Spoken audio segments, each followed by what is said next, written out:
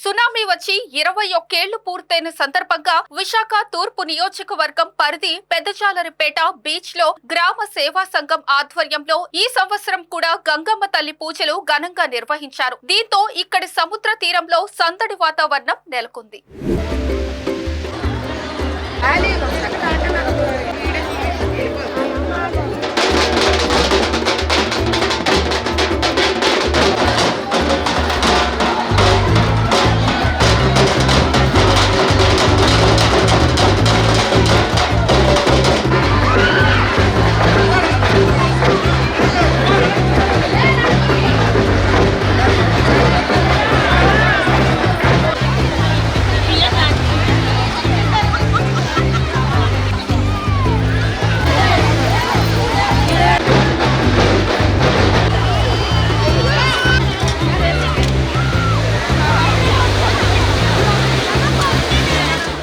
December 26 ప్రపంచవ్యాప్తంగా 21 సంవత్సరాల క్రితం సునామీ వచ్చి ప్రపంచవ్యాప్తంగా అనేక మంది సముద్ర తీరాన ఉన్నటువంటి ముఖ్యంగా మత్స్యకారులు అతి కొద్ది మంది మత్స్యకారేతరులకి ఆస్తి నష్టం ప్రాణ నష్టం కూడా జరిగింది. మీ అందరికీ తెలుసు.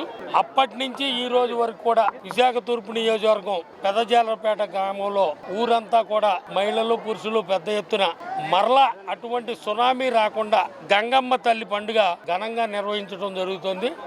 అందులో భాగంగా ఈరోజు ఈ పెదజాలరపేట గ్రామంలో ఈ గంగమ్మ తల్లిని మరలా సునామీ రాకుండా ప్రపంచవ్యాప్తంగా కూడా ఎక్కడ ఏ ఆస్తి నష్టం ప్రాణ నష్టాలు లేకుండా సునామీ రాకుండా గంగమ్మ తల్లిని పండగ రూపంలో ఈరోజు వేడుకోవటం జరుగుతుంది.